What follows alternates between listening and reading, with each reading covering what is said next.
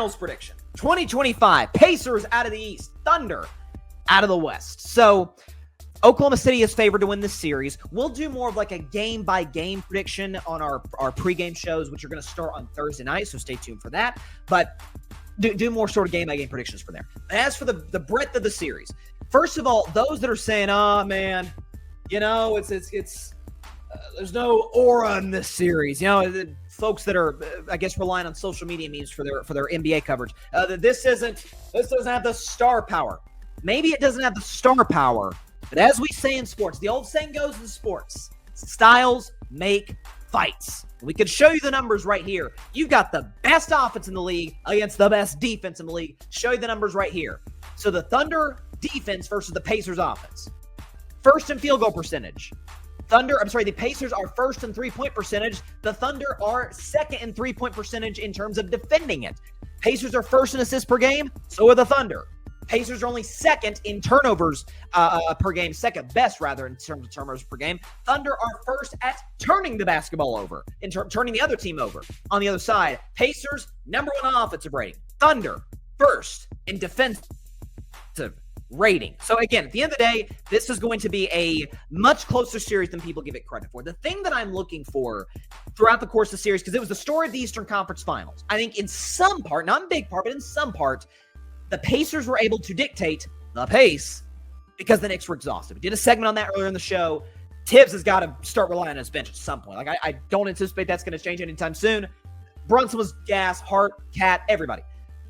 But that's what the Pacers do. That's what they did to Milwaukee in the first round, Cleveland second round, and particularly the New York Knicks in the conference finals. The Denver Nuggets this season were number one in fast break points this season. Why do I bring that up?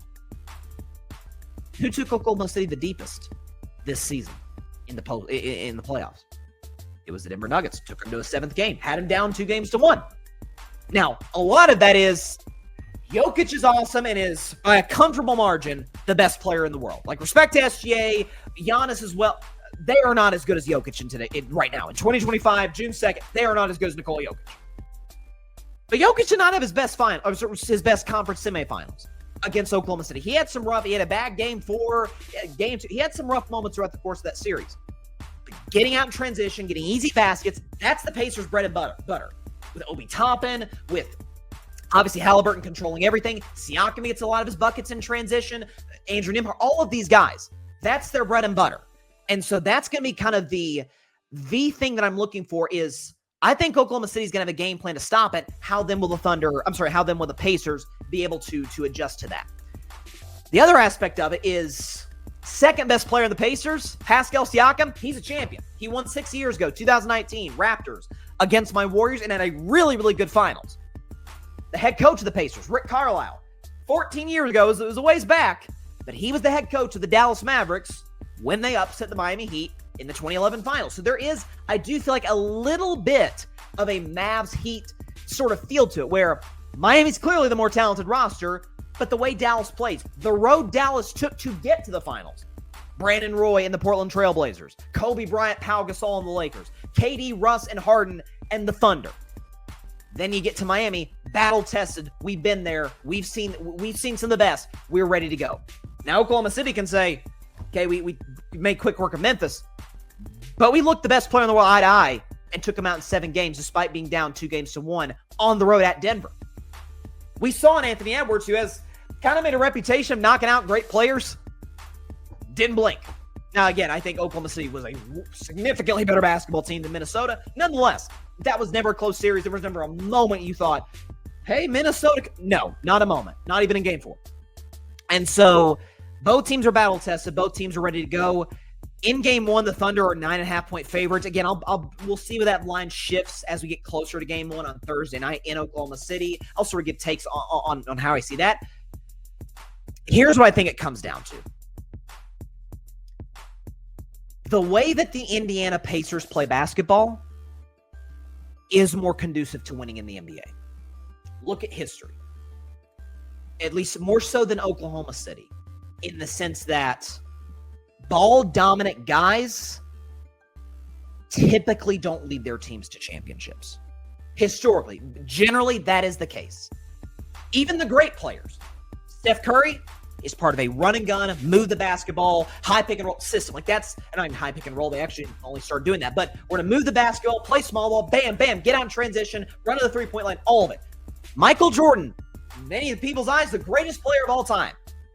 Scored a lot of points, won MVPs, DPO-wise, all of it. Did not win. People say, oh, he didn't win anything until Scottie. Yes and no. Because once Scottie went there, yeah, they were getting to conference finals and losing to the Detroit Pistons.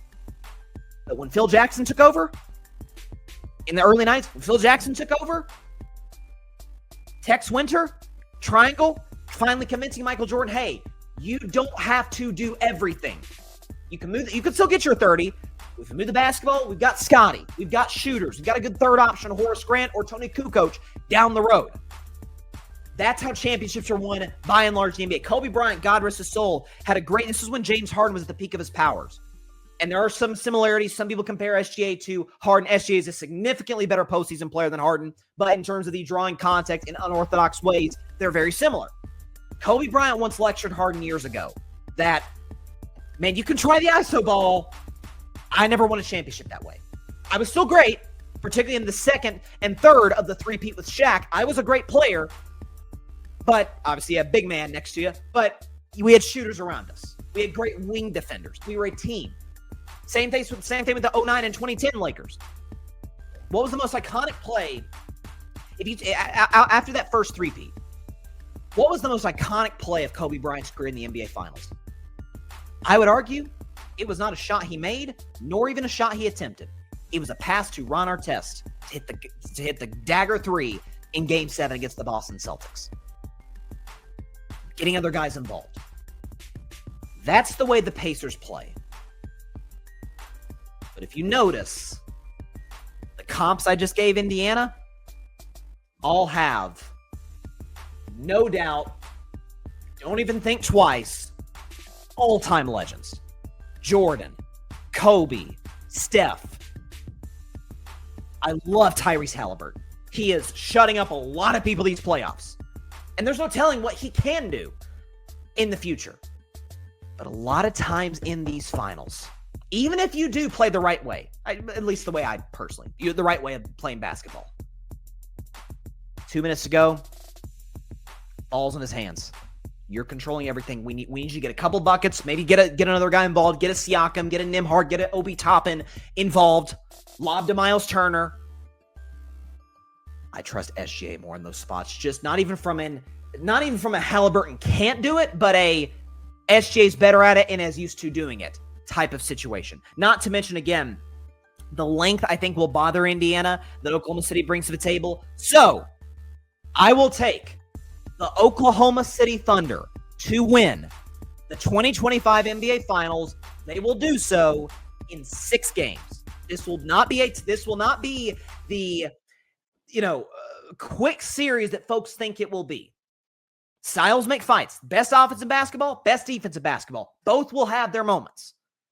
So, and the fact the Pacers like to push in transition plays in their favor because the Thunder struggled at times with a team that likes to push in transition in Denver. So I'm going to take the Pacers. I'm sorry, my bad. I'm going to take the Thunder in 6 games over Indiana. And obviously, assuming they win, Shai Gilgeous-Alexander will be the Finals MVP. And he'll be the first guy to be regular season MVP and Finals MVP since one of the greatest individual seasons of all time, 2013, LeBron James. So that is my prediction for the 2025 NBA Finals. Thanks so much for watching the show on YouTube, and be sure to go click that big red subscribe button and check out the other clips and full shows from Carving It Up Live, as well as our other incredible content creators here on the Grid Network.